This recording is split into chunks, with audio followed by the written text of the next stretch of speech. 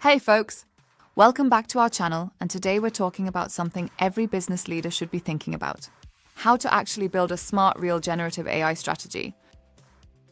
Generative AI is everywhere right now, writing content, coding apps, even creating images and videos. But here's the thing, just using AI tools isn't enough. You need a clear plan. Otherwise, it's like throwing darts in the dark. First, start with your North Star. And no, we're not talking about stars in the sky. We mean your main goal. What's the one thing you want AI to help you with? Maybe it's speeding up how fast you launch products. Maybe it's reducing support tickets.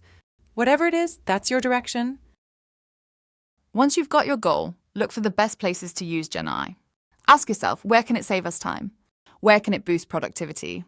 Things like auto-generating emails, summarizing documents, or building an internal chatbot, all great starting points.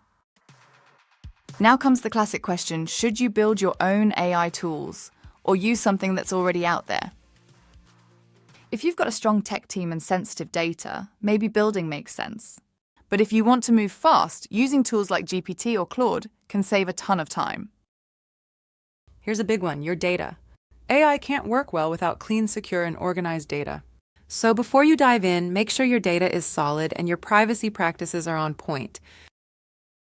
Last thing, don't try to do everything at once. Start small, test things out, get feedback, and then scale. Think of AI as a learning process, not a one-time project. Here's the quick recap. Set a clear goal. Find the right use cases. Decide whether to build or buy. Get your data in shape. And test your way forward. If you want the full breakdown, check out our detailed blog, links in the description. And hey, if this helped, give us a like, subscribe, and drop a comment if you've got questions.